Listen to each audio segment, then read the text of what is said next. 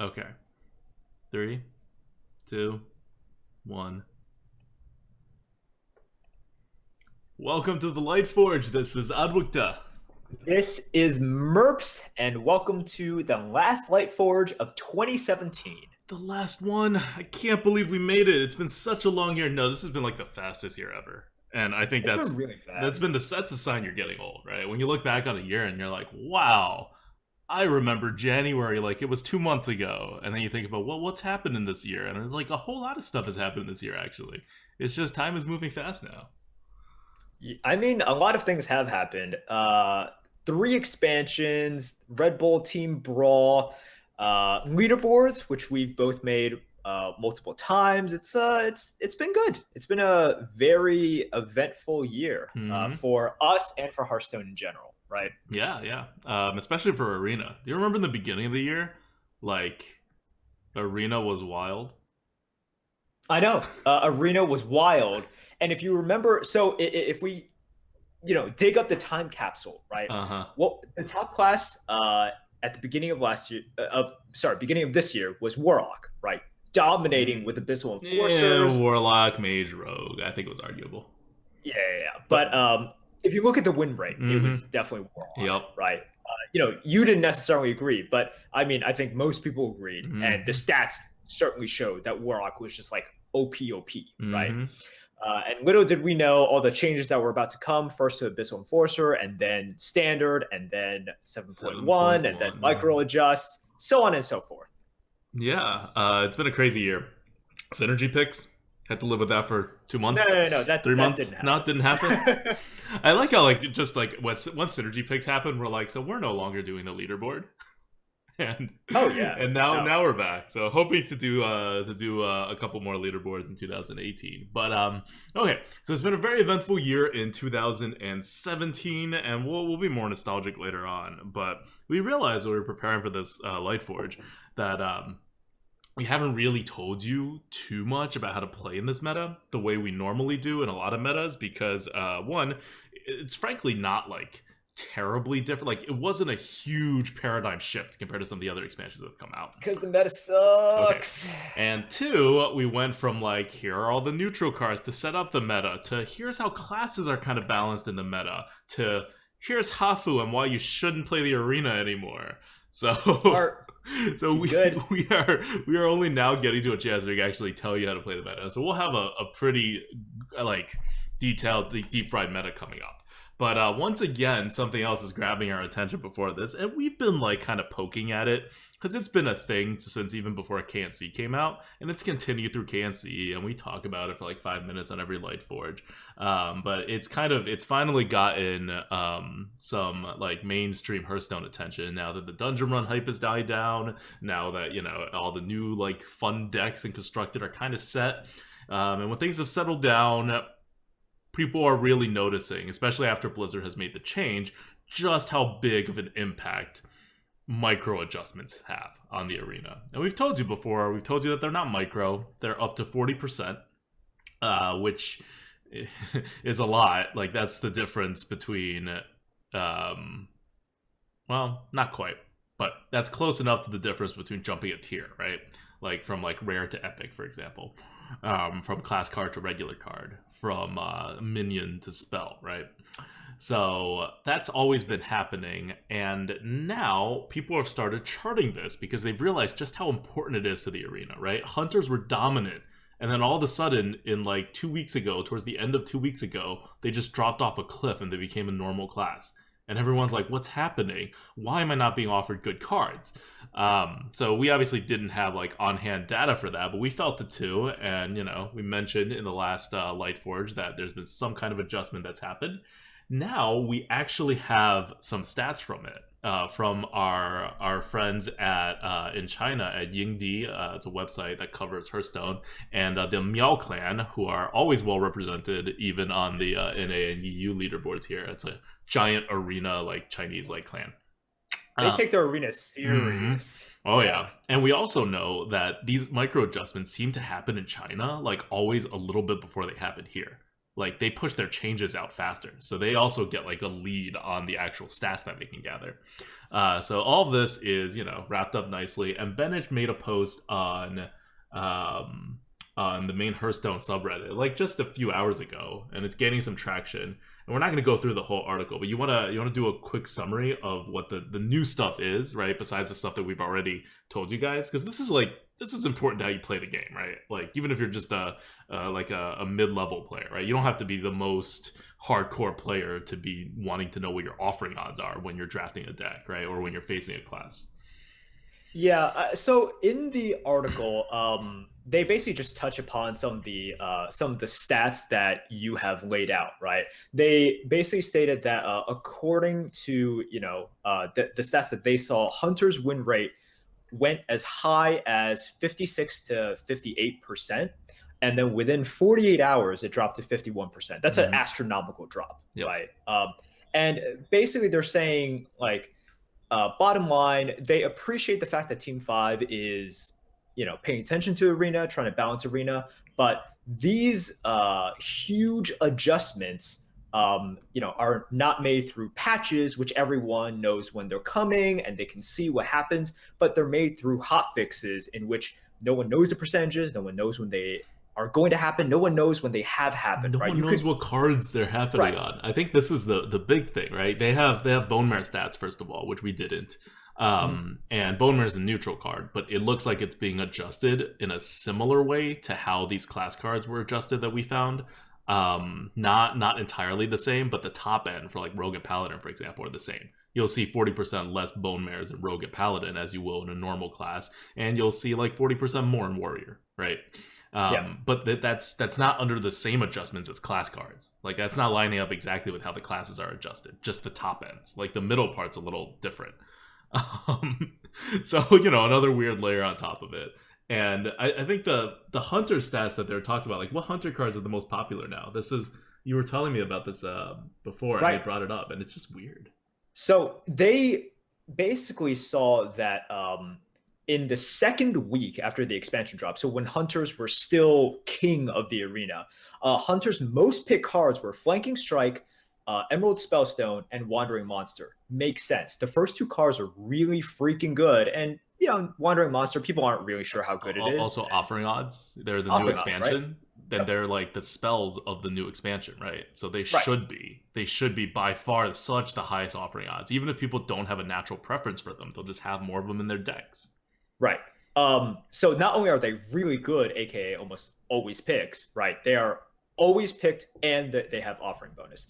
But last week, the top 3 most picked cards in Hunter were Forlorn Stalker, which if you guys forget is a 3-mana 4/2 that buffs your Death Rattle with +1/+1. You probably forgot because it's not a memorable card. Emerald Spellstone still makes sense, and Infested Wolf. So basically the website points out that it's really weird, not only because Forlorn Stalker is just a very mediocre card, and Infested Wolf is like, it's a good card, but it's not that great. They're from Old God, so they should be offered at a lower rate than the new cards from the expansion. And they're minions. So not only should be offered lower than the cards in this expansion, they should be offered lower than all the other spells and weapons that hunters have. Right. Like, would you take an Infested Wolf over Eaglehorn Bow? Eaglehorn Bow should be offered 175% the rate that Infested Wolf should be, according to Blizzard stats. And these are within the class, So it's not like, oh, we need to balance the hunter and, make it less offered or more offered. This is purely within the class. So what's happening?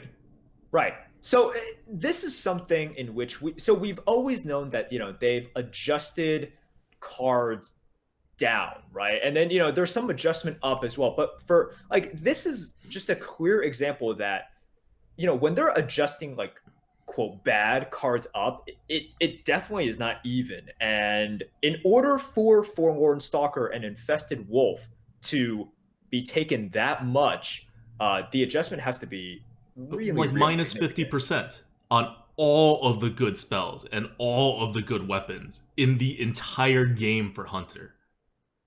Like, something like that. that Yeah. has to be true, or else these stats won't come about. Or the alternative is they just decided that it's Death Rattle Day for Hunter. Remember synergy picks?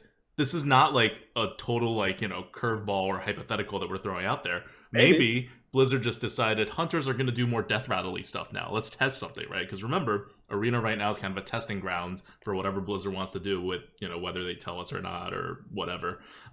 So maybe they decided to try to test all of Hunter's now Death Rattle synergy picks.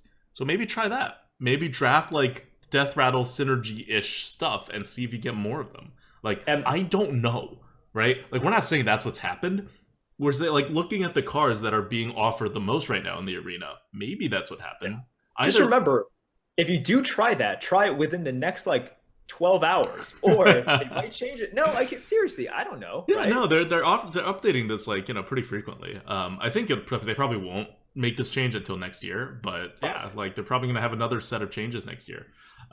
So this is the current state of offering, like, of how offering odds are being manipulated by Blizzard. And I'm not saying this in, like, a negative way of what they're actually doing, but no one knows any information, really. And when information is known, it doesn't follow any pattern that we can discern, right? Like, maybe this is another bug. Remember when, like, KFT didn't have, like, the correct offering bonuses on cards for a long time, right? Remember when in the first, like, 2 weeks, you didn't even get any Frost Riders? Like, that's, like, these are things that happen, right, with the arena and Blizzard, and they've been happening. So it's hard to tell. But one thing is for sure, and that is, I think we can all agree, no matter if you're a casual player, no matter if you're an infinite player, no matter if you are the world's biggest Blizzard fanboy and think they can do nothing wrong, we can all agree that in this meta, Forlorn Stalker and Infested Wolf should not be top 3 offered cards for Hunter. That just doesn't make sense from, like, this is fun perspective. It doesn't make sense from a we need to balance the game perspective. It kind of only makes sense from a they screwed up somehow. Hopefully they know how, because no one else can figure out how, kind of perspective. So, like, just spells and weapons have a 175% offering bonus, and all the weapons and most of the spells are better than these cards, especially Forlorn Stalker, which is number 1. I mean, you pick, like, any weapon over Forlorn Stalker. Mm-hmm. Yeah. You pick a lot of spells, too. So that means, like, Deadly Shots being downward adjusted by... And you have to have a downward adjustment of almost 50%. Like, 40% will probably do it to have it, you know, go below Forlorn Stalker. So you have to have, like, a negative 40% adjust on all the good Hunter spells. Right. Or you have a bonus on Forlorn Stalker for some reason because, yay, Death Rattles. Like, maybe some mix of those, right? Like, who knows? Anyway, that's the status of the offering odds situation with Hunter. And this is just Hunter because people are looking at Hunter. They're looking at Hunter because everyone realized Hunter got crappy all of a sudden, right? Compared to how dominant they used to be. The same exact thing is most likely going on with every other class. Yeah. No one's looking at it. No one's been gathering data on it. It's,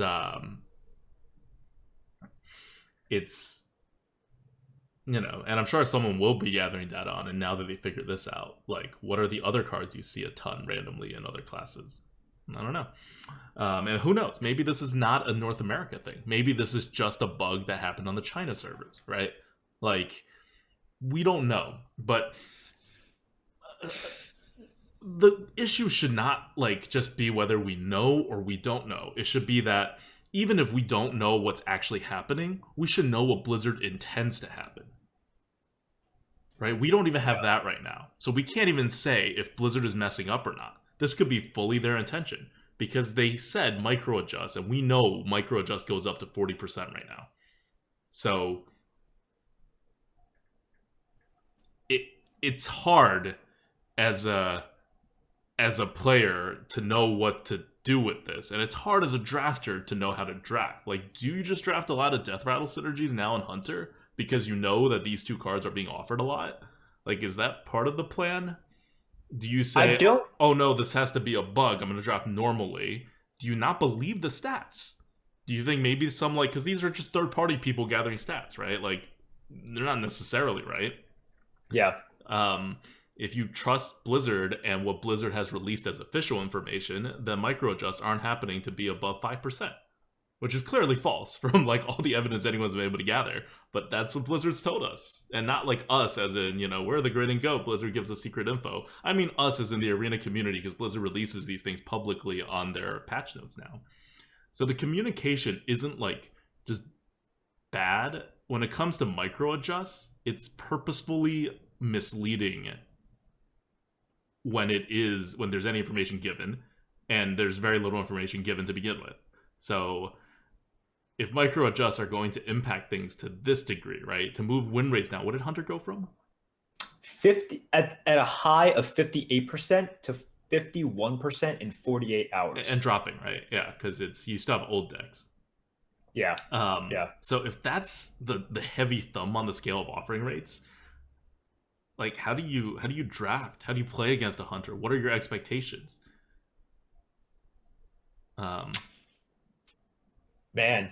are you posing a real question for me, or is this sort of like a rhetorical? It's like, oh, what can you do? I don't know. Do you have an answer? No, I don't. And for me, it's just sort of like, well, I'm not really heavily incentivized to commit myself to any given quote meta, right? Because every time they change, it's a different meta. Yeah. Because the changes are so big that it is definitely not like micro at all, right? Like it's not micro changes. So it's macro adjustments. Haha. Yeah. So it's me learning it's me learning a brand new meta, but one that can change and probably will change within a week or two, and one that I have to spend tons of energy to figure out, right? So and then it's gone. Right. And then why should I figure it out? Why should I strive to get that extra, like, and you know, does it affect my win rate? Yeah. Oh, yeah. I mean, it affects it quite a lot. Yeah, but it affects it a lot. Does it affect it so much that I am going to go and look at the stats and then like remember everything and like spend 2 days? I would have to spend like 2 days like purely researching, cramming this information. Yeah, like really doing it. Is it worth it for 2 days just to sort of get an advantage for the next maybe 2 weeks? No, it isn't. And it just demotivates me. I'm like, all right, I'm just going to take a lower win rate. Yep. That's it. Because we're never even in a meta now. Like, I know we talk about it like they changed the offering odds and we're in a different meta. Yeah, but it's kind of a continuous meta now, right? Like, because there's a lot of like people don't just draft decks and play them to the end the way we do. A lot of people, I would say even most people, don't finish arena runs for like weeks, right? Like there's a lot of games you have to play in an arena run. You may forget about it and play constructed for a while. You may not play Hearthstone for like a week or so and then pick it back up, right? Right. So there's a lot, like you can have different accounts if you're a hardcore player and just like leave a run hanging or whatever, or leave a draft finished but not play it until later. So you're constantly now in a meta where you're facing these old decks. And one of the things that annoys arena players the most is facing like a quote unquote banned card, right? Or like a banned deck. Like, oh my god, why does this guy have a GBG deck? Right? Like, Blizzard hasn't gotten to the point where they retire all arena runs. Yeah, they did it once, but it's not like a rule or anything. And they certainly don't do it for micro adjusts. So even if I knew all the intricacies of the current realm of micro adjusts, I have to factor in what percentage of decks I'm going to face are quote unquote old. So it's one thing to be like 0.0001% of decks are from GBG, so I don't really have to factor that into my thinking, to being like, well, like 15% of the decks I face are probably from the micro adjust from a week ago. That's important. That affects my calculations. That affects how many like deadly shots I'm expecting, how many psychic screams I'm expecting, in the Hunter case, right? How many flanking strikes I'm expecting. Because apparently these days you shouldn't expect a lot of flanking strikes at all. And I think that's reflected in my experiences facing Hunters. Like I don't see that many flanking strikes these days. They used to be everywhere. They should be everywhere. It's an insane card. We rate it super highly, as does everyone else. You just look at it and you know it's an insane card. Yeah, exactly. So there's a practical problem that comes out of this, and it's not a practical problem just for the hardcore players. It's a practical problem for anyone who cares. Like imagine you're drafting a deck and you're trying to figure out, well, am I going to get a flanking strike? the difference right now of micro adjust is making is like 2x. Like you can get double the rate or like the normal rate, or in this case you get like half the rate or the normal rate, and that really affects your drafts. Like if Blizzard's trying to incentivize people doing picks for synergy, this is not the way to do it. Because if they're trying to synergize with a card, they need the odds to be in their favor. They need to know what the odds are, or they just go for it and fail, and then feel bad all around, right? It's fun not knowing. I don't know. I don't know what their rationale is. So yeah, but yeah, that's the state of the offering odds right now. And again, it's just a transparency issue. So like, I think at its base, it's a transparent. At least okay. Let's take a step back. For us, it's a transparency issue because if Blizzard tells us stuff, we will go look and memorize that whole entire freaking chart, right? Oh yeah, that's what we'll do. We may not go out and stat analyze everything from giant spreadsheets for like 2 whole days, but if the information is presented by Blizzard in a spreadsheet, we'll look at least the highlights, right? Like anything that's moving more than 10%, we'll make a mental note of. But for like slightly more casual, not even casual, but just like less hardcore like arena players, I don't know if they're gonna look at it. Maybe they'll listen to a Lightforge podcast, or like they'll read someone else's summary and they'll get the highlights that way. But there has to be a way to get that information to people, because again, these are the rules of the game, right? Right now the problem is no one knows the rules of the game, but Blizzard has made the rules of the game so complicated that even if they tell us the rules of the game, like, you have to use filters to actually get it to the people so that the people can do anything at all with these rules of the game. Like it's become very esoteric. Yep.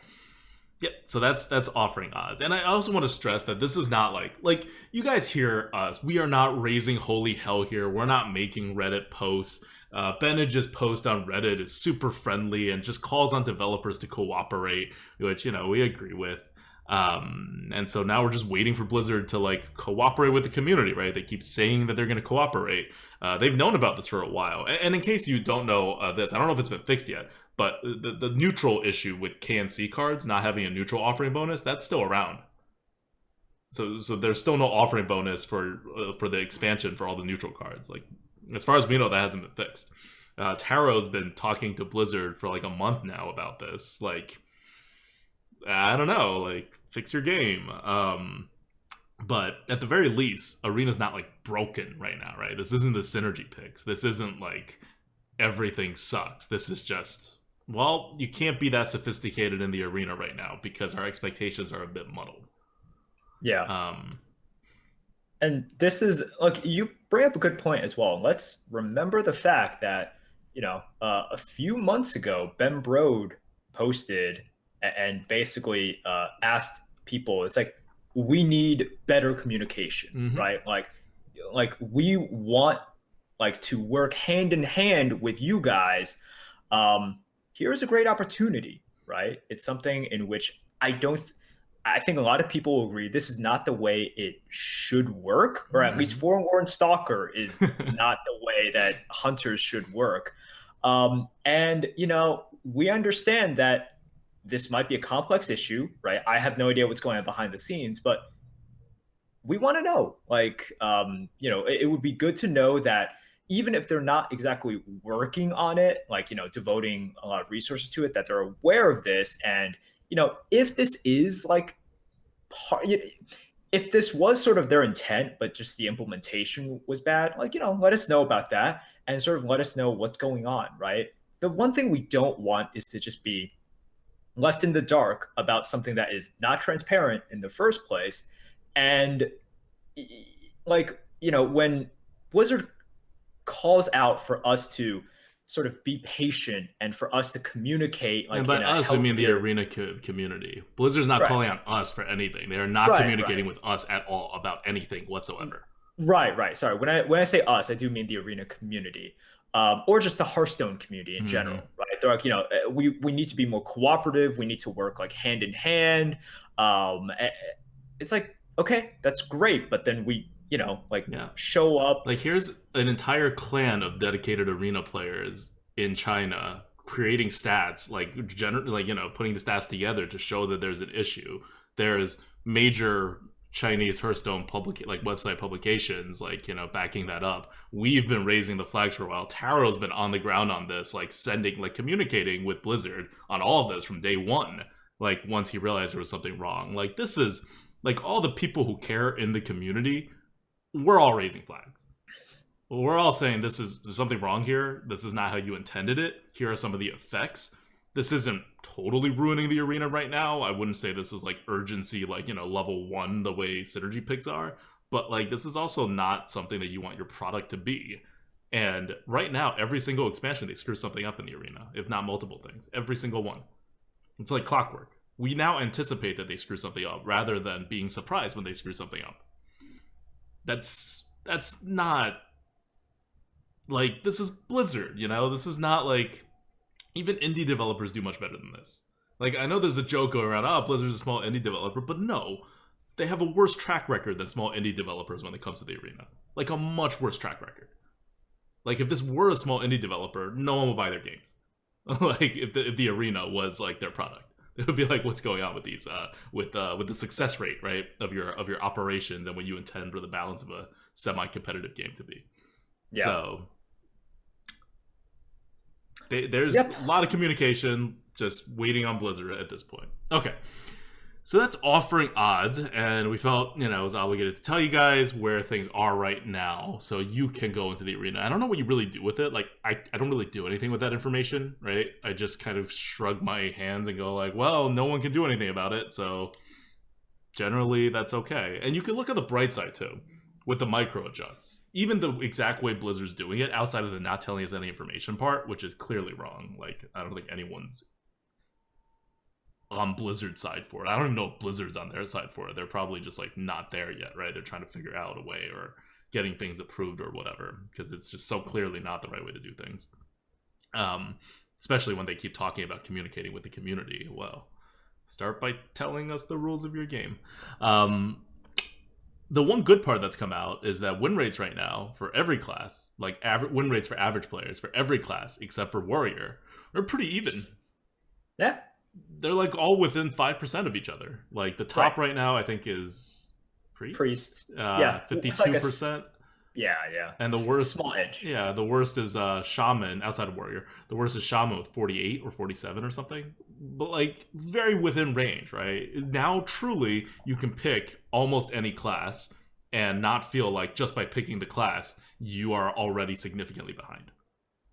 Except with Warrior, which still sucks. It's better now. They even made Warrior better than it was before, but it's still significantly bad. Yes. So that's mission accomplished. There are costs to that, but I guess from a casual perspective, that's probably a good thing. Okay. So there's the state of what's happening in the game. Now, let's move on into deep fried meta, which we haven't done in a while, and let's talk about what is happening generally in the arena. We can't go into as specifics as we could before because we don't know all the offering odds. And it's complicated, right? We said there's some negative offering odds, there's some positive offering odds. It affects certain cards, not certain other cards. It affects neutral cards differently than it affects class cards. Just these micro adjusts are messing up a lot of things. But from a general feel perspective, what meta are we in right now, Merps? All right. Well, if you could read the lower left-hand corner of the screen, it says the counter meta. So I'm going to go with the counter meta. Yes. People listening to it as a podcast probably can't read anything on the non-existent screen. Right. And that is why I said the counter meta. So the people listening, and if you can't hear, you're probably not listening to this podcast. So I just covered all the bases. Yeah. All the bases. We're good. But okay, so here is why we're calling it sort of the counter meta. If you look at the classes that are good right now, that you're going to see represented, right? Even before the latest round of micro adjust, the second and third classes arguably were Priest and Warlock, right? And after the micro adjust, Priest and Warlock have continued to be good. And the class that's really rising up the ranks and showing, displaying good results and also has decent representation now in the arena now is Shaman. So you have priests, you have warlocks, you have the new Shaman uprising because of the micro adjust or whatnot, and these are three classes that can actually play off the board. They can, whittle you down through all of their reactive cards. They have a lot of spells, and they can outvalue you in different ways, in very different ways. But these are all three classes that can outvalue you. That every time you put something on the board and you spread out on the board, especially, you're always a little bit fearful. You're like, oh shoot, volcano, Fellfire Potion, Dragonfire Potion, Psychic Scream, etc. So that's why we would sort of consider it as the counter meta right now, because of the classes and because of the cards that are problematic for those classes. Yeah, and here's the thing with the counter meta. The counter meta is, generally speaking, the opposite of a skilled meta. Because the counter meta says if you have a counter, you win, right? It's like answers and responses, except it's not even like how many answers do you have and how many responses do you have. It's do you have a particular... You're doing this again. Answers and responses are the same thing. Threats. Threats and answers. Okay. Good. So it's not even how many number of threats you have and how many answers you have, which you can still play around with, like, oh, maybe I throw some non-threats together and I take care of this threat and I save my card, whatever. Now it's like, does my answer that threat? 1/4 chance it does. A 3/4 chance it doesn't. I have two answers in my hand. Did I win the lottery? If I did, I win. If I didn't, I lose. I don't know. Maybe casuals like it, but it's very slot machine-y right now. It's not to say like your board and your like things that you normally consider good arena play don't matter. They do. You can still get edges from it, but there's so much like counters going on now because priest is naturally a counter class. So the priest has always been kind of like that kind of gameplay style. And this expansion, priest has always had two gameplay styles, right? Like one is countery and one is like get the board and then heal everything.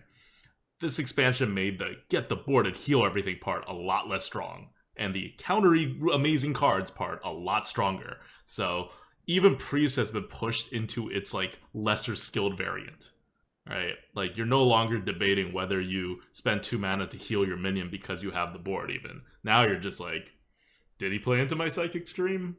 Do I wait another turn and see if he plays into it harder? Do I not have a Psychic Scream and then I'm dead? Or Dragonfire Potion and then I'm basically dead? Hopefully I have an Obsidian Destroyer coming up in a couple turns. Otherwise I'm really screwed. Oh, maybe I have a Free from Amber that I can get an Obsidian Destroyer from, and then we're still okay, right? Like this is what you're thinking of as a priest. Like, did I draw the dragon? Oh, I didn't draw the dragon yet. I mean, I have this Dusk Dragon? I have Dusky in my hand, and I'm waiting for another dragon to, pair him with so he can actually deal 3 damage to the entire board and make me not lose. Is the other dragon going to come? I'm going to wait another turn and draw it. Nope, I didn't draw it. I have 3 more dragons in this deck. I know I can draw a next turn. Can I draw a next? Nope, I didn't draw it. Maybe I should wait another turn to draw it. Like, right? This is like what you're thinking now. Yeah. Yeah, that's basically it. Like, you can't... By the way, it's Duskbreaker. I just remembered. Okay. Yeah, like, you cannot play Duskbreaker by itself, essentially. It's like they have cards that are now so tilted or, like, so powerful or so specific to one time. It's like the times in which you're kind of, like, questioning, like, those are sort of gone, right? Mm-hmm. So, like, what's a neutral... sort of like premium or semi-premium card that still has sort of gradients, like a Carnivorous Cube, I would say has gradients, right? Carnivorous Cube is a good example of a card that is by the way, the stats for it suck so badly. People just use it to lose. I love it. I love it. I've seen people, it's like when like this person, you like all he has to do is just like tempo out, right? Where if it was a 4/6, he wins the game. But because it was a Carnivorous Cube, he's like, oh, dude, I gotta eat my 8/8 so I can get 2 8/8s later on. Just and then the cube never dies, and then you kill them. Yeah, I'm like, you have fun with your delayed 8/8s. Thank you for removing your first 8/8 off the board.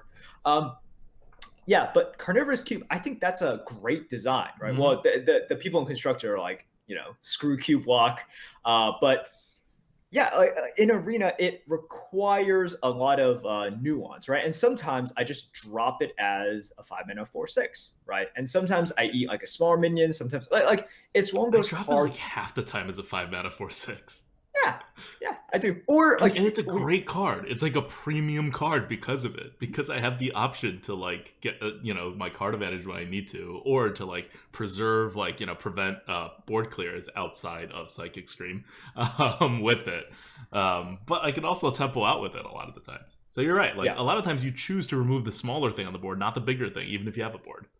right. So it's one of these cards that has gradient, and also it like it's not a card in which if you don't hit your condition, you just almost never play it, like the Duskbreaker, right? Or as you say, Dusky. You never play Dusky essentially, because you're like, okay, well, I could play it as a tempo 4-mana 3/3, but I do have some draws into it, and if I get that, it's like so good, right? Ridiculously good. It's like it's not worth it. It goes from a tier list value of like 50 to a tier list value if you have a dragon of like 250. Yeah. So it's like, do I want to draw towards my allies? Like, yeah, I do. Unless I super need this or I'm gonna like die, you should always hold on to it. And those cards, like, no. Yeah. And unfortunately, Priest has a lot of cards that just, man, I don't know how to say it other than they feel really bad to lose to, right? Because as an infinite player, like, what are my skills that I can sort of hang my hat on? It's sort of like risk analysis and sort of like just reads and risk analysis, right? But with Priest, and this holds true for like Priest since time began, but more so now. More so now, right? Where I'm like, okay, well, I don't really have a read whether or not they have a Potion of Madness. I don't really have a read whether or not they have, or like I'm going into turn 6, right? I'm like, okay, I can't really play around Dragonfire Potion. There's like no way you can play around Psychic Scream, so you can't play around that. And I'm like, and if they have it, I'm severely behind, or I just lose on the spot. That's terrible. That's a terrible feeling, especially when you're going into turn 6, going into turn 7, and you haven't really had an opportunity to make any reads on those AoEs just yet. Yeah. It feels bad. Okay, so it's the counter meta, and we can go on about why the counter meta is not the ideal meta for a good player. Right. But we're in it, and the counter meta, by the way, is not something that's the micro adjusts that are holding down your mages and your rogues and whatever are certainly not helping this by letting Priest run loose. But just because of the cards these classes have been given, it's because Mage has not gotten that many good cards, Rogue has not gotten that many good cards. So it was going to happen anyway. So now that we're in the counter meta, and I think no matter what Blizzard does with their micro adjust, even if they kill it like the very next day, we're still going to be in a counter meta of some sort. What do you do to survive the counter meta? Sure. So I think we can take this in two ways. So because the counter meta has a lot of you can call it control decks, right, or reactive decks. If you are trying to play within the same style, right? If you are also picking Priest, if you are also picking Shaman, if you're picking Warlock, what does it boil down to in the end if both of you guys have clears, right? It's about like who uses their bombs, who uses their clears in a better fashion, in a more efficient fashion, who gets more value out of it, right? And we talk about clears, but I just want to make sure that it's counter. So it's like large removals. It's like it's not just board clears. Yeah, it's anything that scales with your target choice. Yeah. So what ends up happening is you really have to utilize your skills for setting up your board clears, right? You cannot expect your opponent to just saying like, oh, it's a Priest versus Priest matchup. All right, well, you know what? We've been playing slow, but on turn 10, and my opponent hasn't been playing cards. Let's play these 3 medium-sized cards. Yeah. Like that is not going to happen. So what you have to do is you have to really study each turn, read your opponent's hand, read sort of what they're comfortable with, what they're not comfortable with. That's the And key, I think. yeah, Like, what are they comfortable with? What have they been doing, right? Because reads used right. to be like, what do they have, a 3-mana card? Do they have like I test for the Shadow or Death? Now in the counter meta, you can't test for stuff, because if you test for No, stuff and it triggers, you've lost, right? Like, you're so far behind after that. Like, there's no testing, because the next thing that you do, like, normally what testing means is like, I put a Bloodfist Ogre out, you have a hard removal, you take it, it's a pretty good deal for you. But then I put out a Lich King and you're screwed because you don't have a Shadow or Death. But now when it's like, I'm going to test for a board clear and I'm going to put out, 2 things with 3 health and see if you have a Dusk Breaker, and then your opponent plays Dusky. What am I testing for? Right? I just lost. Like, that's like, oh, test is over. success. I baited that out. Now I can go out and lose the game. Like, no, Right. that's not what you do. It's a counter meta. It's not a limited resources meta, right? Like, it's not like it's not a pure threat and response meta, right? In a pure threat and response meta, hey, I said it right this time. Yeah. You can like make your opponents use their responses, then they don't have responses, and you play your best things.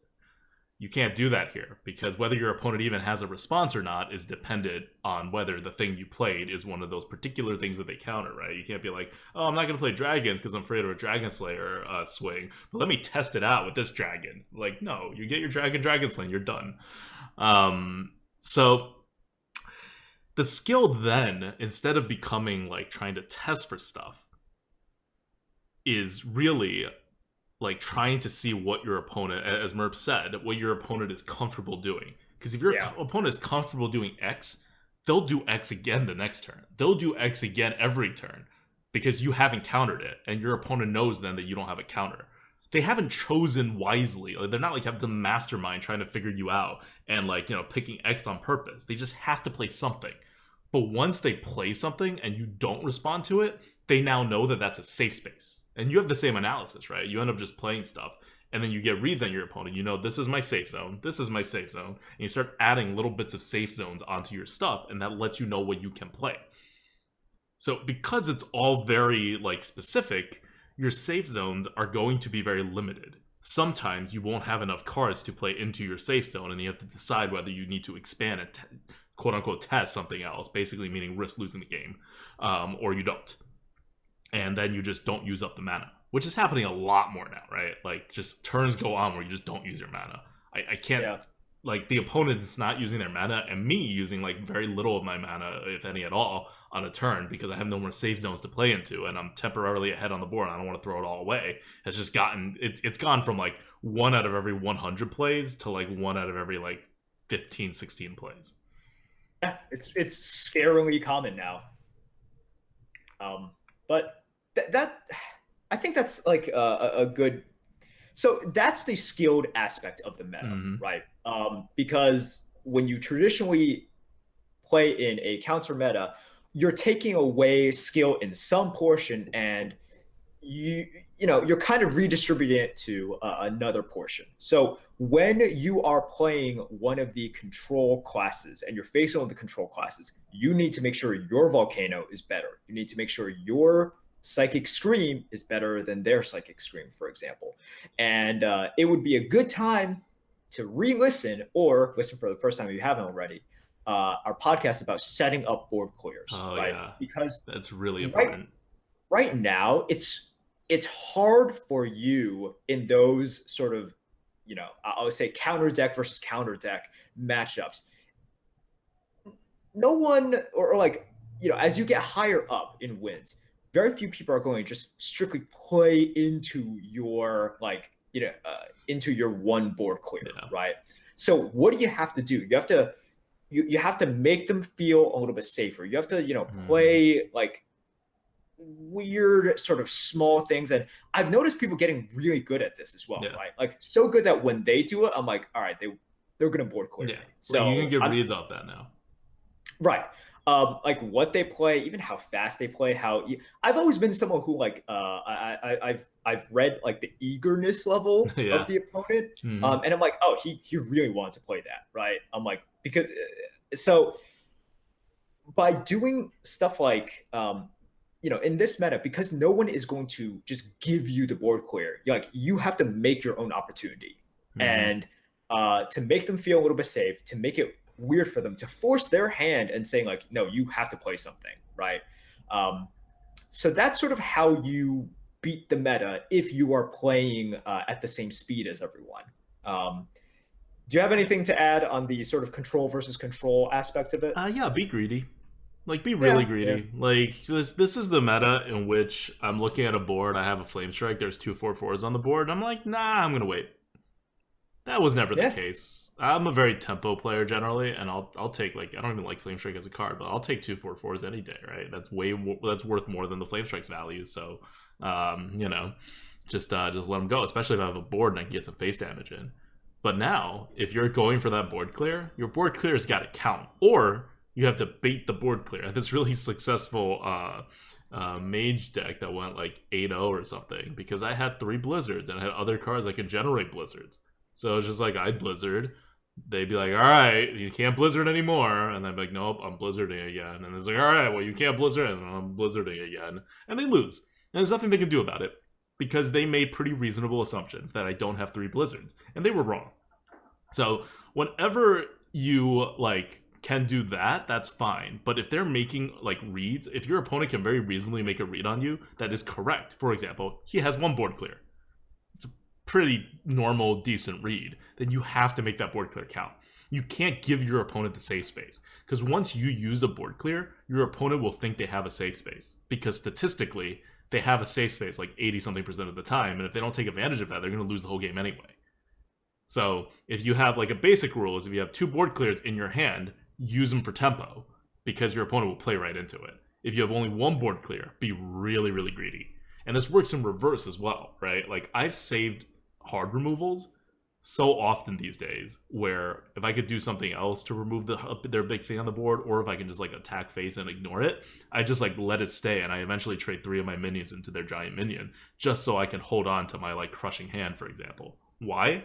Because who knows what big giant ridiculous thing they're gonna play, right? Like, this is the time in which people have really freaking big cards now, and I have a counter in my hand. And unless I'm going to win the game right now, like in a turn or two, by crushing handing their minion, if I could deal with it any other way, I do.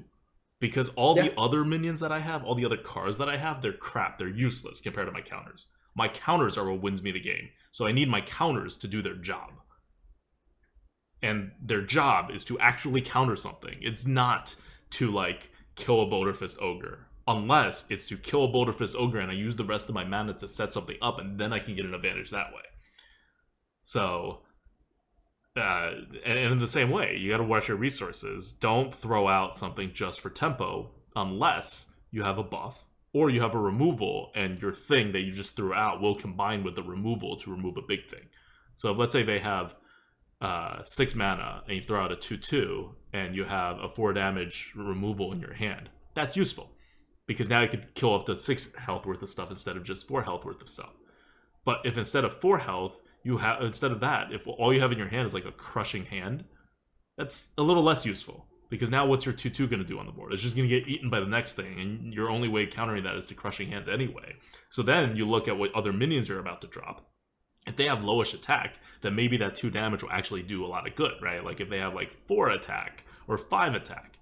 But if the next minion you're going to play on the next turn is something that's like an 8/8, then your 2/2 is going to have absolutely no use except taunt some damage. And then you have to think, like, do I want that?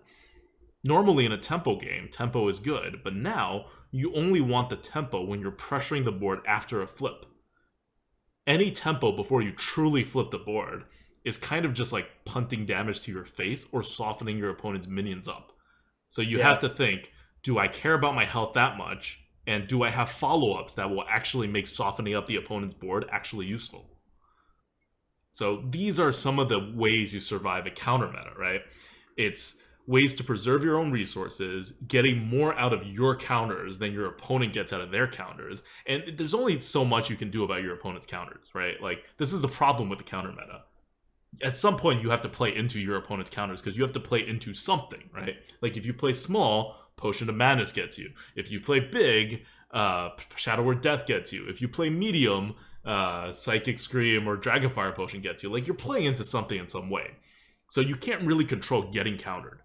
You just have to counter them even harder. And you have to delay their countering as much as possible if you're getting decent face damage in.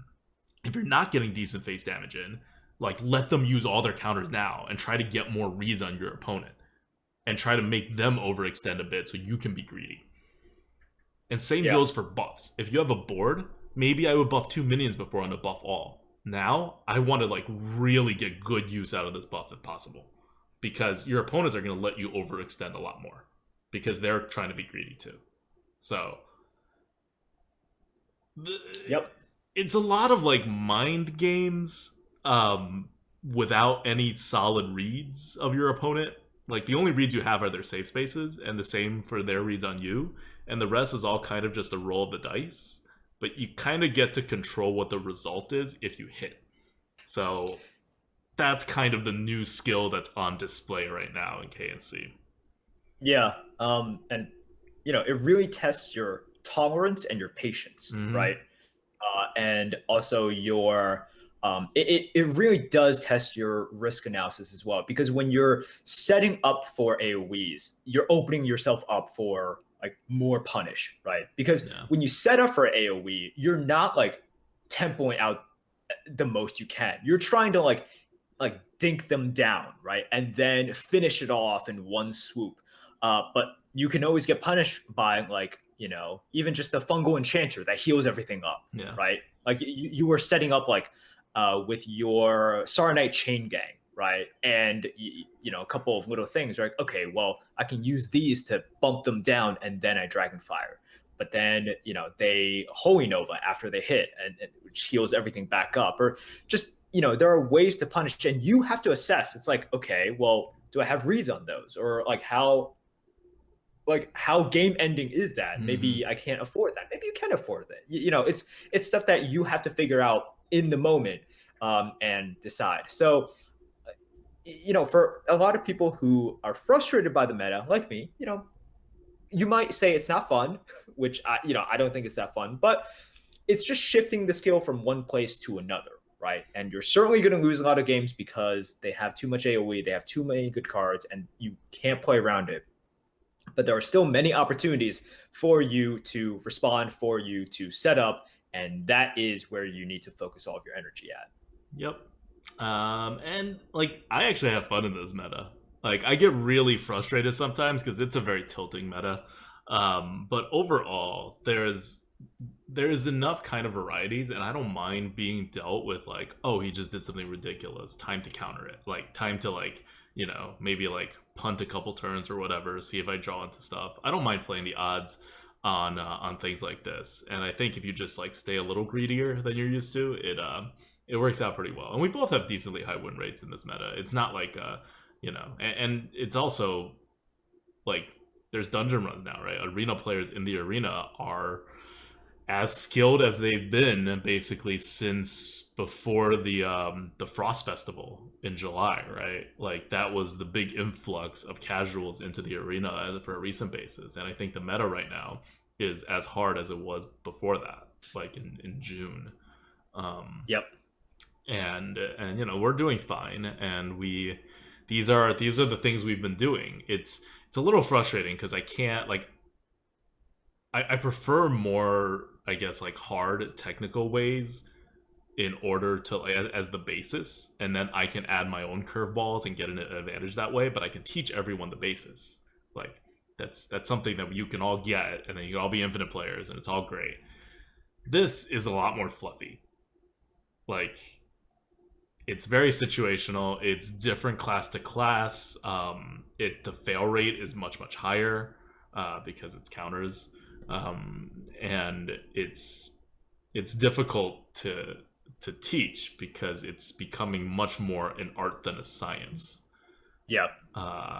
And not just much more an art than a science, but art with larger bounds, like limits of good and bad, whereas the science part had like more defined downsides and upsides so that you can limit yourself.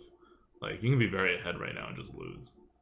Yeah. And also, part of the science has been taken away because of micro adjust. Right. Yeah. I mean, like, because I would like if you see even like runs, before we had micro adjust, I would consistently comment. I'm like, no, like that is an epic, right? Or that card is just not offered as much as this card. Therefore, I'm playing around this card more. Or sometimes I'm like, you know what? Even though it's like I can take all of that into consideration, I don't take that into consideration. I consider now. nothing. Yeah. Right. My reads now are more abstract reads. Like it's more about their comfort level. It's more about like this guy is setting up for an AoE. Right. But like whether that's exactly why I like this meta more, because that's always been my reads. I've always hated playing around specific cards. I've always preferred playing around like people's comfort levels. Like, I say this a lot. Like, oh, he wants us to do this. Let's not do that. Like, even though it costs us something, right? Like, I've been saying that very consistently. Like, I like doing stuff like that. So I actually, that's why, like, you say you hate this meta. I'm like, I actually kind of like this meta. Like, I recognize that the hard skill level has gotten to be less worthful, like less valuable than it is on prior metas. But and I understand people having less fun with it with all the priests and shamans running around, right? Like priest is pure counter, shaman is like a mix of counter and RNG, right? Lots of RNG in there too. Lots of RNG, a little bit of counter. Warlock is less RNG and more counter, but Warlock's even more like answer response, I guess. Threat and response. Good. Got it. Good. Caught myself. Excellent. Yeah, so that's sort of where we're at. I think this is a good representation of where the meta is right now.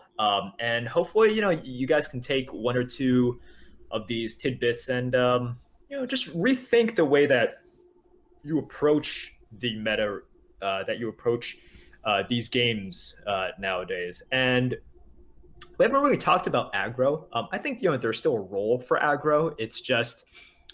if you are going aggro, you definitely put yourself in, at the mercy of a lot of their drafts and a lot of their cards, right? There's definitely still a role there. It's just because with aggro, it's so like any sort of aggro deck is so sort of fine-tuned, and it's weird to think of like a reindex is fine-tuned, but like you really do sort of need to know what's being offered, right? Or like I need to know how many 2-drops are being offered. I need to know this and that, and then because it's okay for me to give up value if I just know what I'm getting though. Like I can not take the Bog Reaper and take like the Blood from Raptor as long as I know that my plan is coming together and like this is fine. But if I don't know that, if I don't know what's coming up, then it makes that sacrifice, of which if you're going aggro you have to sacrifice, it makes that much harder. So and in the same way it makes it harder to kind of go more control style, like full control style, because if you miss all your drops, you still lose. Like this is not like you can counter stuff, but like unless you're priest, I think priest may be the only exception. Like warlocks are okay, but still not. Like you have to have like a pretty damn good deck to be able to do this. But other than that, like priest and shaman maybe can survive not having a good curve if they have a very like control kind of like deck. And by good curve, I mean like starting on 3, right? You have to have some stuff to play on 3 and some stuff to play on 4 pretty consistently. But otherwise, like a 12-1 shaman deck was a lot of really good 3-drops and weapons and things like that without 2-drops, but it curved out pretty well after 3. And was otherwise like a decent mix of control. Like it's pretty mid-rangey. I think right now is like the easiest to draft mid-range decks and the hardest to draft anything else, because 1, you don't have information, and 2, you don't have the 2-drops for the aggro, and you no longer have like enough for the controls on almost like none of the classes do control well right now except priest and shaman. Like, and that's one, well, and warlock, and that's some of the reasons why those are the highest like win rate classes. Is because this is a meta in uncertainty that really rewards control, and those are the classes that actually have the cards to pull it off. The other classes would come together a bit more if we knew what we're drafting, but Yeah. we don't. And the other classes also come together a bit more the more skilled you have, because we still know sort of more of what we're drafting than like the average person, right? But yeah, that's the meta. It's the counter meta, and I think this should be like, I'm hoping this gives you a lot to think about, and then you play a couple runs and you get a better feel for how things are going. And we wanted to keep this not too specific, because we know offering odds are changing. We know micro adjustments are changing. So to tell you right now, against this class, do this, is not a possible thing. I mean, it is possible for right now, but this advice will be like moot in a week or two. And that's not what we want to do. We want to teach you skills that will last you like the whole KNC meta. And this is the big picture skill to focus on. Counters, countering the counters, your safe spaces. Like, these are the concepts you should be playing around with in your head. Okay, so let's go on to card good bad. We'll get to question from the GOAT after this, and we have like a year in review, you know, with the question from the GOAT. A lot of people to thank, but let's go. Let's do a card good bad. Yep. So card good bad, we are talking about Call to Arms. This is a card that you probably see quite often in the arena. Certainly people get annoyed at it from Constructed, where it plays a huge role in aggro pally. But Call to Arms, it's a 4-minute card, and you recruit 3 minions that cost 2 or less. So yeah, basically we have it at a 152 on our tier list right now. It's going down. It's really high right now. It's going down. So tell people why it's going down. Yeah, this is one of those things where you take a card good bad, not because we're like going to defend our rating, but because we're like, all right, we're wrong about this for now. We started it off at a nice place. I think I got a 120 or something, and then we upgraded the algorithm to properly consider certain things. And whenever you properly consider certain things, you realize certain other things you were not doing so correctly. And so I'm not going to get technical into it, but it should not be this high. You may be wondering, why shouldn't it be this high? All the stats say it's this high, if not higher, right? You may look at other tier lists who are based their ratings on stats and say, well, they rated really high too. This seems pretty normal. Well, they're all wrong. All the stats are wrong. We're wrong right now. We didn't do this based on stats. This is just an algorithm thing, but we know it's wrong. The score we started at is a more correct score. And that is because Call to Arms, while it may not seem like it, it's a synergy card. Yeah. It's a synergy card in Paladin because in an average Paladin draft, you will not get enough 1 to 2 mana minions for Call to Arms to consistently bring out 3 of them. That sounds crazy, because Call to Arms looks for any card in your deck. So what I'm saying is, in an average Paladin draft, you will not have enough 2 or 1 mana minions that by the time you play Call to Arms, there are still 3 left in your entire deck. That sounds crazy. But then you think about what minions you have as a Paladin. Paladin, notoriously, don't necessarily need 2s. They have a hero power that is always useful, right? You always get a 1/1 on the board. It's a pretty good replacement for a 2. Paladins also have a lot of 1-drops and not a lot of 2-drops. Paladins' 2-drops are also, and I will read them out, Argent Protector, which is just a 2/2. Grime Street Informant, which is a 1/1. Hydrologist, which is a 2/2. Grime Street Outfitter, which is a 1/1. And Lesser Pearl Spellstone, which is not a minion at all, so it doesn't even count. Yep. These are Paladin 2-drops. Now, all the other ones, actually, there's the next one you get to is like Primal Champion or something, but it's like around a 50. Those are the only draftable ones. So you don't have a lot of 2-drops as Paladin. And if you play a lot of Paladin, you'll probably know you don't end up getting a lot of 2-drops that are actual minions. So what you pull out in the arena with this card is generally crap. And there's not a lot of it. So you have inconsistencies once you're not playing on turn 4. Like on turn 4, you usually get out 3 of them, and it like is amazing and all that stuff. But what if you get out a 2/2 for your 2-drop, a 1/1 for your 2-drop, and then a 2/1 for your 1-drop? Is that really that great of a 4-mana card? No, No, I mean that's real bad. yeah, it's like below average. So you actually have to, in general, like high roll, even if you're getting all three cards. And sometimes you're not getting all three cards if you play later on in the game. And you may be thinking, well, one drops are okay too, which is true. Paladins have some pretty good one drops. But of the Paladin one drops, half of them are spells or weapons. Smuggler's Run, Light's Justice, Lost in the Jungle, Noble Sacrifice, right? They're all kind of considered one drops that function generally as one drops, but they're not actual one drops. Your actual one drop is like Righteous Protector, Selfless Hero, and that's it.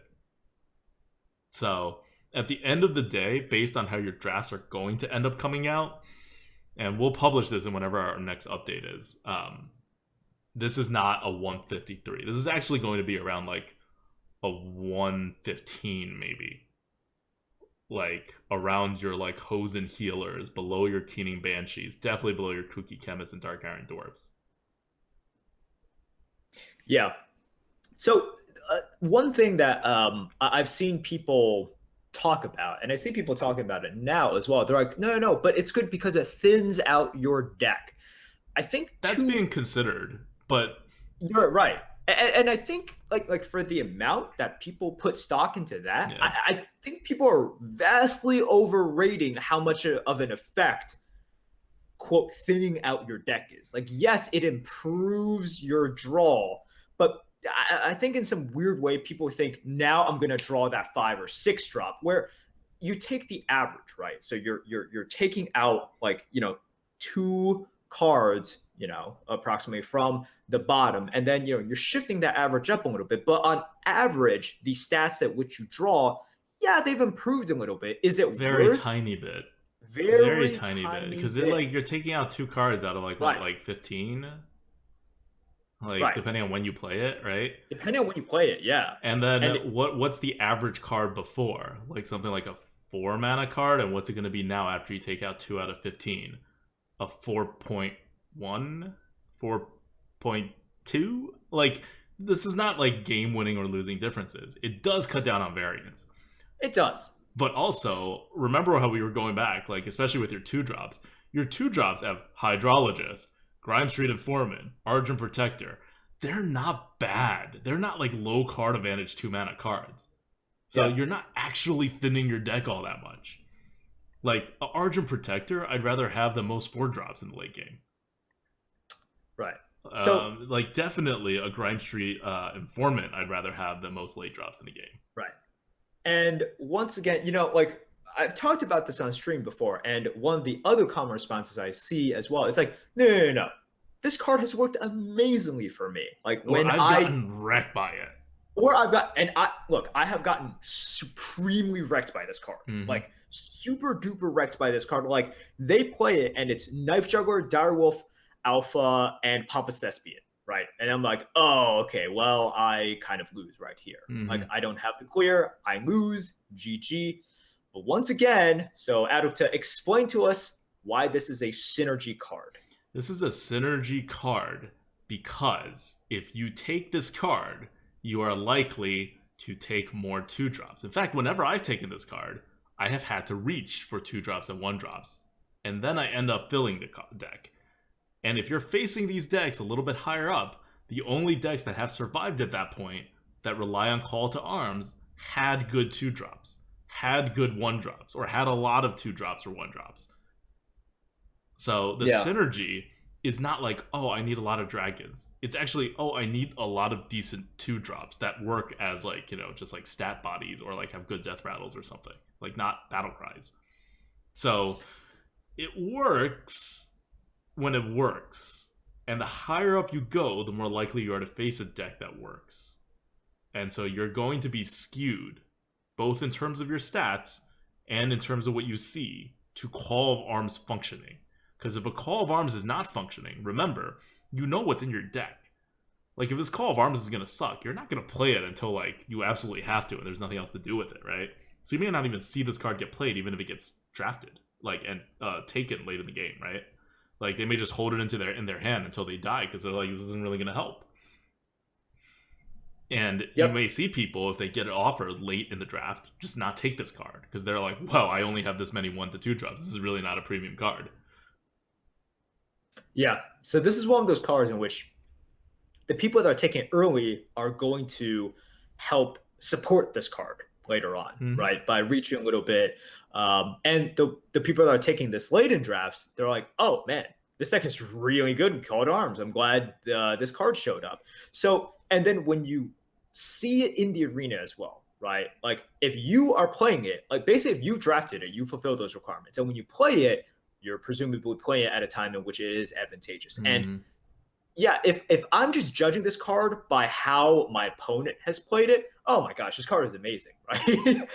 Because it seems like every time my opponents play it, what the hell? They just grab like two, like really good or premium 2 drops plus like a Righteous Protector, which probably should cost like 2 mana anyways. Definitely right?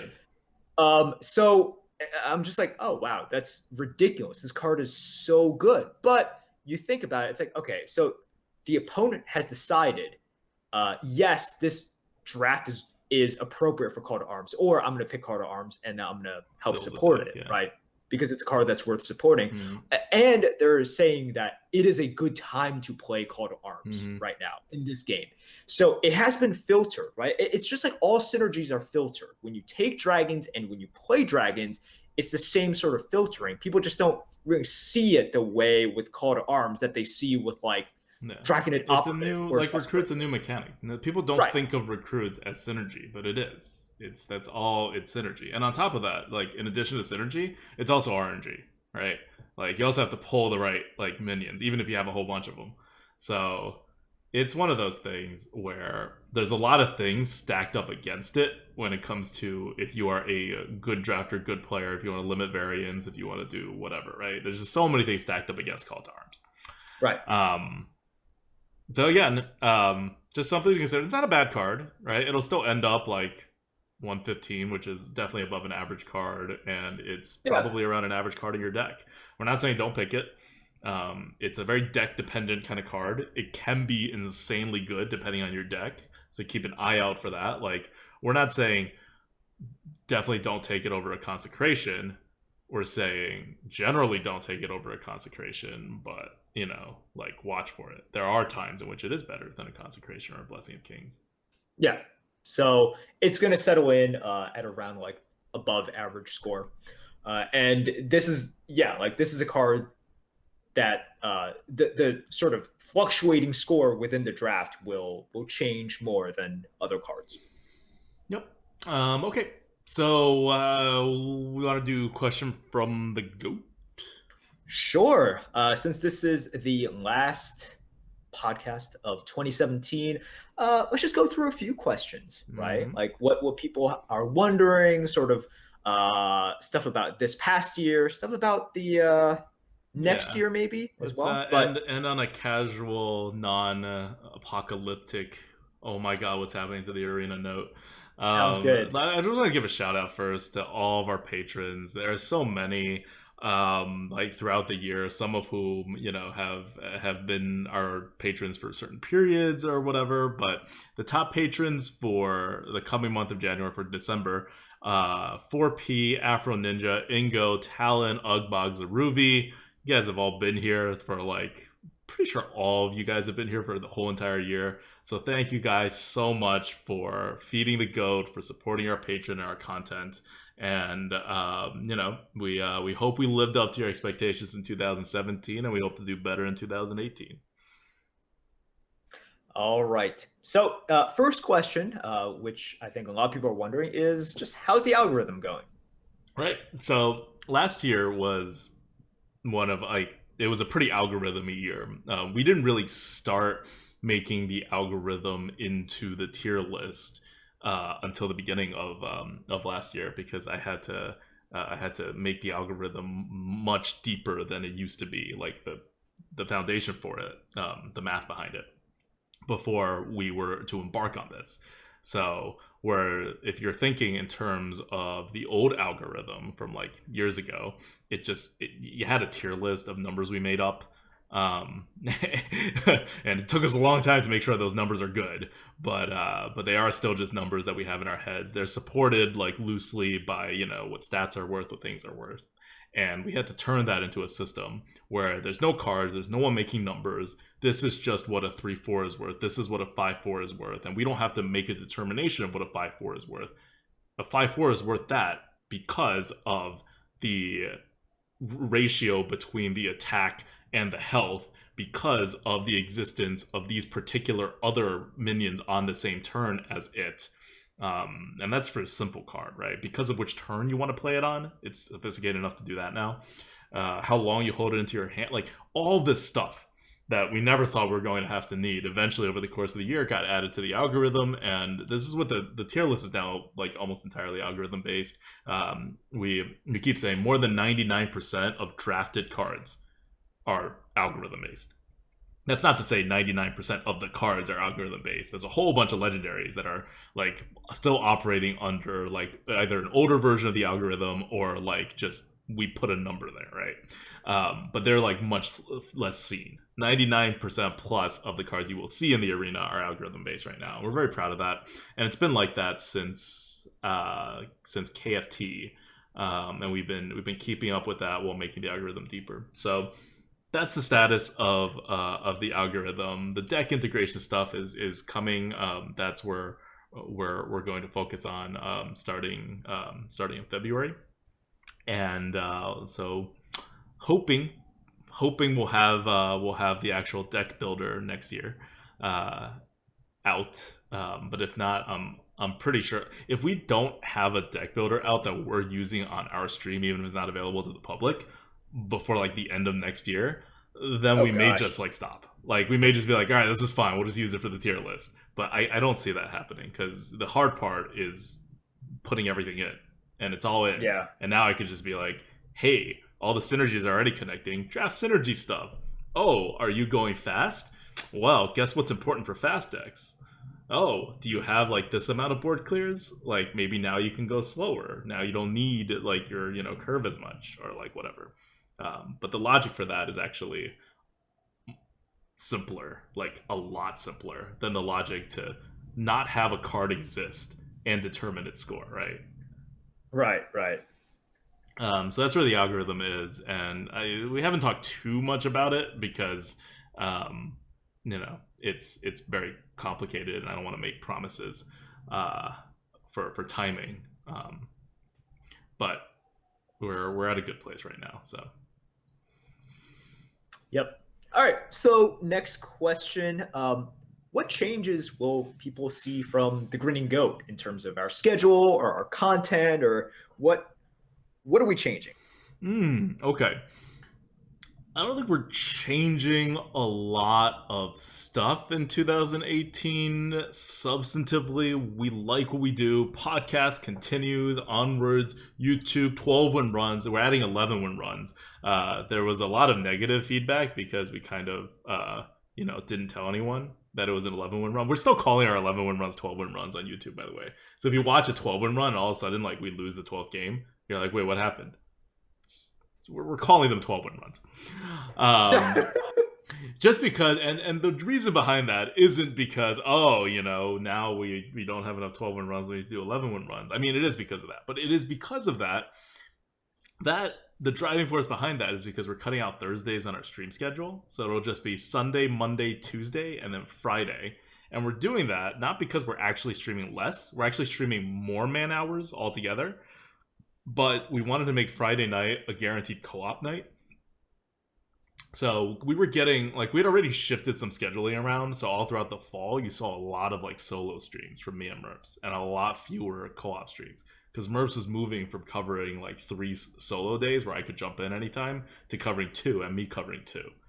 And at the end of the year, we decided that wasn't the best because, like, it's the Grinning Goat, right? It's both of us. We should do more co-ops. We have more fun on co-ops. So now we're doing Monday night is Merp solo, Tuesday night is me solo, and Friday night is us co-op, and Sundays are still Lightforge Arena Coop, and then I'll finish it off after the Arena Coop solo. So that's the new schedule going to 2018, and we've extended the stream times by a half hour. So instead of ending at 11 p.m. New York time, it's going to end at 11:30 earliest. Like it could go on for longer than that, as usual, in kind of compensation for taking away a day. But yeah, it means so that's the 2018 schedule. And we think focus on quality over quantity, right? Like that's kind of the drive there. Yep. All right. So next question. In 2017, sort of what other games, shows, or I didn't even mention. This is something what? exciting. There's more exciting stuff. Oh my god, I'm totally blanking. I need to say more exciting stuff. You need to catch me on this. On all the exciting stuff we're doing in 2018. Okay. Okay. So, more exciting stuff in 2018 is one, besides the algorithm, the actual tier list that you see as a tier list is going to get upgraded to have more functionality. Like, because we have this whole backend of like tempo, card advantage, all this other stuff, and we'll start to leak some of them out. I think starting the next expansion and see, like, I'm trying to figure out the UI right now. Actually, like, just trying to figure out what information we can present because it's very flexible. But yeah, so that's gonna happen. So it'll be like a pretty cool thing you can do to explore the cards and how they work in the arena, and maybe customize it for your own deck without needing to put in all the information. So we're trying to figure out an accessible way to do that. We're getting a makeover. The GOAT is getting a graphical design makeover by a professional, brand new, and so we're looking forward to that. What else is happening? There's one more major thing that's happening. Oh, we have shirts. We have shirts. That's right. Oh, good call. So we have shirts now on Amazon. So if you go to Amazon and you search Grinning Goat, you will find our shirts because they're on Amazon now, and Amazon Prime works and all the normal Amazon stuff works. Buying a shirt right now gives us the same amount of like support as being a Twitch sub or being like a first tier patron sub. So that is definitely a cool way to support us and get a nice goat logo on a shirt. I've ordered my shirt already, waiting for it to come right now. So that's pretty cool. And we're also Amazon affiliates now. So there's a link on our Twitch page. We're gonna try to put it in YouTube as well. Hopefully it'll go on this video in the description. But maybe it doesn't make it there yet. But it'll be on there like next week if it's not on there this week. It's holiday week, so people are like out. But if you click on the link for Amazon affiliates, the tag is grinning-goat-20. Then anytime you make an Amazon purchase, Amazon will feed the goat, and we'll get a small percentage kickback for anything you do on Amazon, and a pretty large kickback on Amazon coins if you buy Amazon coins. A lot of other streamers do similar promotions, and Amazon coins are basically their digital currency that you can use inside of Hearthstone to like buy packs or like whatever. So I think that's pretty cool, and definitely one more way to support us. This time without necessarily spending more money than you normally would. Yep. So that's pretty cool. Yeah. Okay. So now I think we're done. All right. So next question is in 2017, sort of what other games or shows or just media content in general would you recommend, like that you enjoyed and you would recommend? Media content. Okay, you want to answer this first? 'Cause I feel like I've been talking a lot. Sure. Well, I mean, two games that we played for sponsorships, right? That I think were a big part of our year were Duelist and Shadowverse. You know, so shout out to Duelist and Shadowverse for partnering up with us, and kind of like before before we partnered with them, I knew that these games existed, but I had never really like dug deep into them. We don't have time. We're very limited time wise. Yeah. But after I played them, I was like, wow, these games, like, I'm still obviously sticking with Hearthstone because it's the game that I've put so much into it and I obviously enjoy. But man, like Duelist and Shadowverse bring a lot of good innovations to the genre. In terms of like what they like, the mechanics, in terms of the first time I saw, and this hit me really hard in Duelist when they're like, if you pick this, your next one's a guaranteed legendary, right? Oh yeah. I was like, what the hell? Like, The that's things you can do in limited formats in a digital limited format that Blizzard is not doing. No, it's absolutely insane. Yeah, like lots of cool stuff I think Hearthstone can learn from, and also it's just, like they're challenging Hearthstone, right? They're saying like Hearthstone is the, like is sitting in the throne right now. We need to innovate in order to beat them. That's awesome. And like, so those are two games, obviously, it's refreshing to play a game like Duelist where positioning actually matters. Just like it was eye-opening, right? Like every turn you had to think about a lot of things, but one of the things is where you position everything, which is obviously not the case in Hearthstone. So definitely something Hearthstone should not copy or work on, because I don't want to think about it in Hearthstone. Yeah. So anyways, those were two games that that definitely shaped our year. We played a lot of Overwatch at the beginning of this year. It was too much of a time suck. Oh my god, I spent so much of my life on Overwatch, and it got to a point where it was like the 1 year anniversary of Overwatch, and I looked at the amount of hours I spent on Overwatch, and I made like Masters, which is pretty good because I can't aim and I get dizzy when I walk and aim at the same time, which is not a good condition to have when you're trying to play a first-person shooter. But I was still able to make Master League because it's such like a team-based game, and it's such like there's other skills involved, like being smart and reacting correctly and giving good call-outs is actually a very big part of the game, even though you're playing with strangers. And so it was very exciting. I was a tank main, which allowed me to do that. Supports can also do that to a good extent, I think. I was not... But like, even here's the thing with first-person shooters like Overwatch, like it was eye-opening how bad people were. Like, yeah, I could solo as Soldier into Diamond consistently. I can't aim for crap. I am not able to kill anything by myself. I will only chip in damage as a DPS in the group. But people like either don't know how to play the game, or they're not like positioning correctly or whatever, and I just exploit that.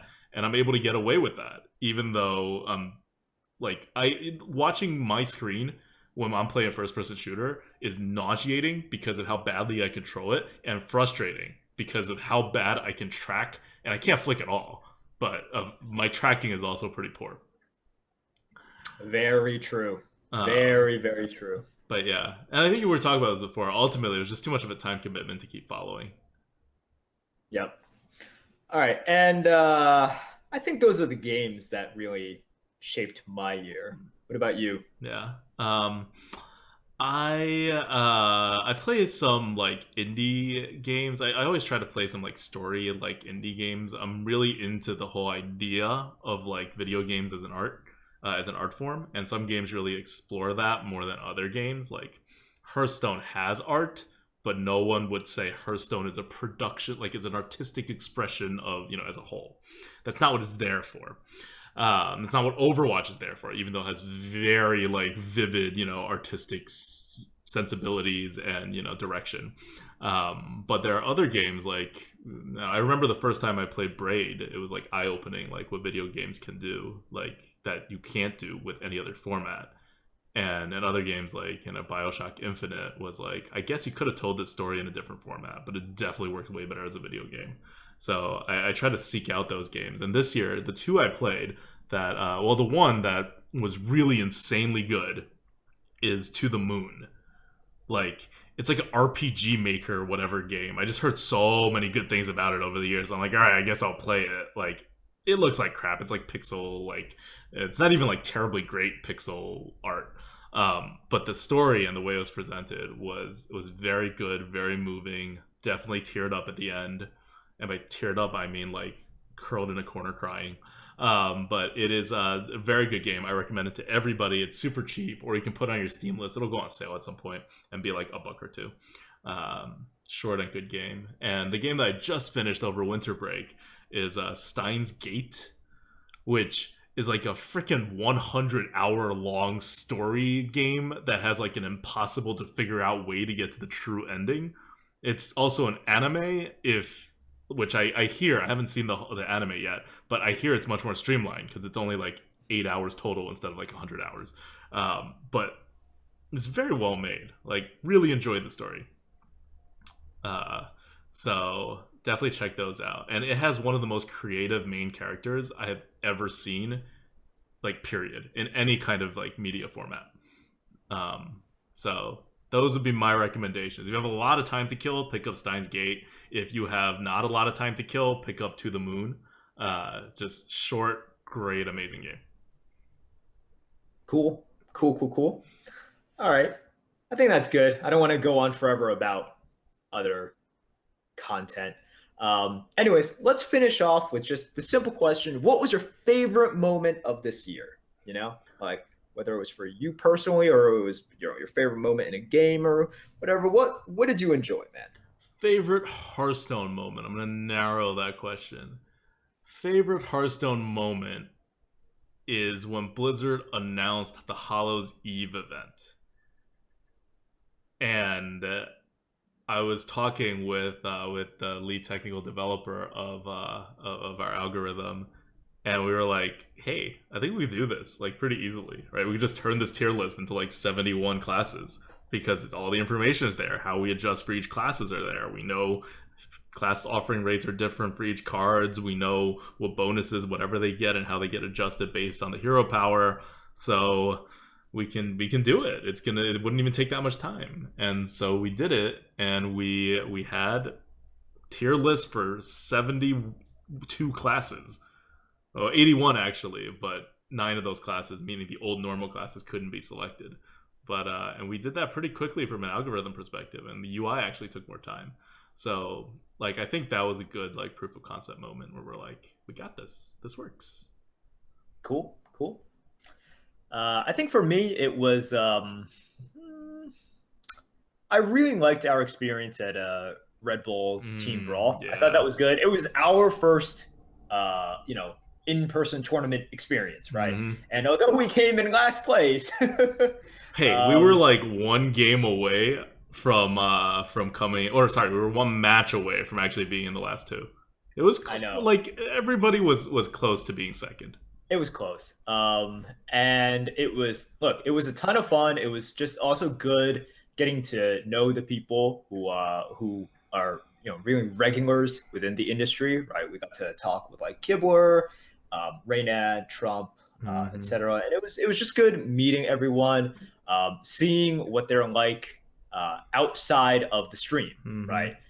And huge surprise. They're just actually like fun, nice people. Oh my god, they are so. This is the one impression that I got that actually surprised me the most out of like I would say like 2/3, maybe 3/4 of the players we met. They're really into Hearthstone, like authentically super into Hearthstone. In not like a I still enjoy playing the game kind of way, but in a we're just walking around, we're waiting for something, or we're on like the bus that's busing us from one place to the other, and we're chit-chatting and whatever, and like a lot of people are just playing Hearthstone or like looking over at someone else playing Hearthstone and like thinking, oh, how do you tweak the deck like this, or how do you do something like that. Like, this is right before we're about to go and play more Hearthstone, by the way. This is like the whole day is planned where we are playing Hearthstone and doing stuff, and this is what they do in their free time in between playing Hearthstone. So 2017 was the year of Muzzy breaking out, right? And this is when Muzzy broke out. But he was on all like the whole time just on his cell phone playing. Yeah, he was just entire time playing. I would say while we were there, Muzzy and Eloise are two people who legitimately, I don't think they would rather do anything than play Hearthstone. Like Muzzy and Eloise, and they would play with each other and think through plays. And again, as well. I don't mean like they would not rather do anything like for a living than play Hearthstone. I mean like in a day when they have a free moment, they would rather do Hearthstone than other things, having played Hearthstone for most of the day already. And I mean, this is why it's like when Muzzy, like just started winning everything, right? I was like, oh yeah, that makes sense. That makes sense. Yeah. Like we saw it like in person, right? The like dedication that that he was putting in. Yep.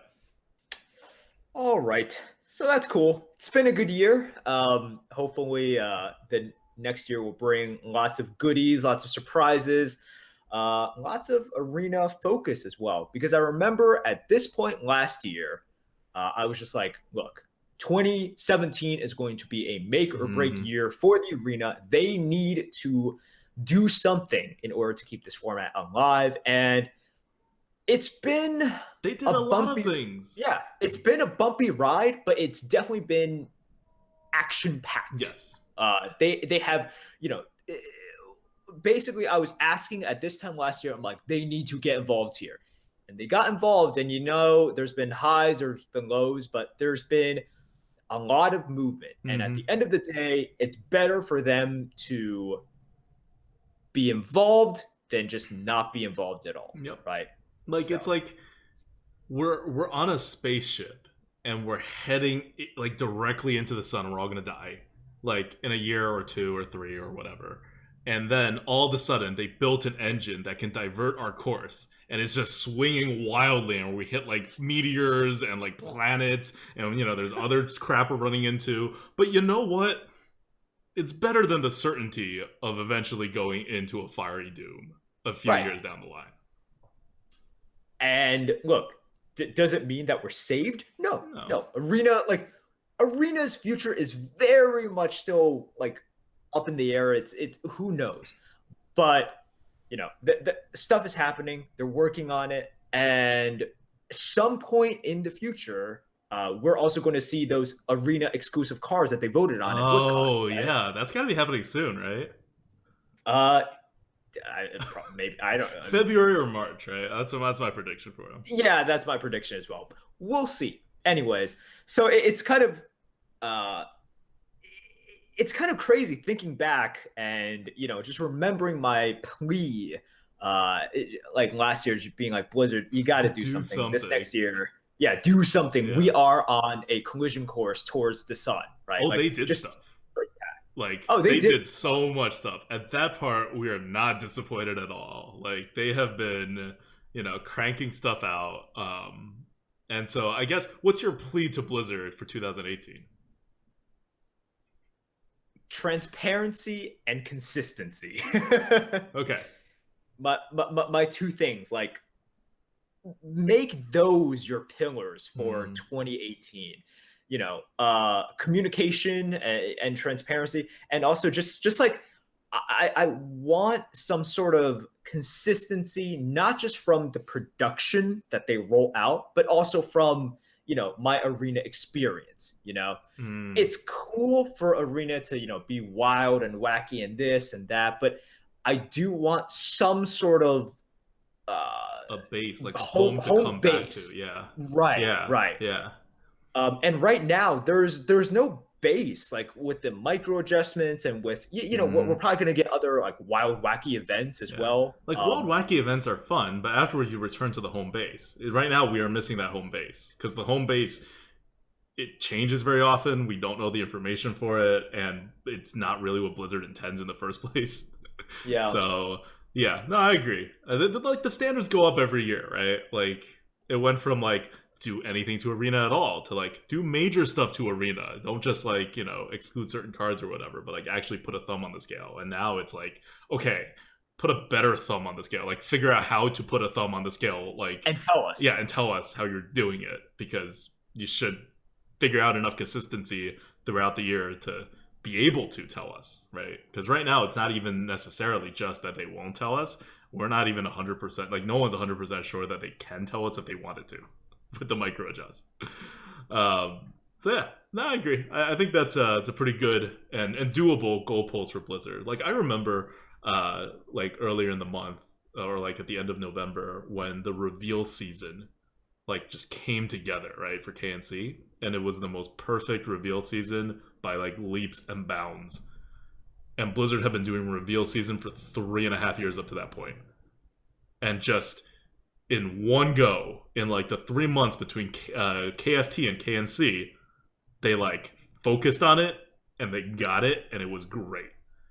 And I'm hoping that that moment comes for the arena sometime next year, because like people talk about working it incrementally, and yeah, I get it. We have been working incrementally, but it can be done in one fell swoop.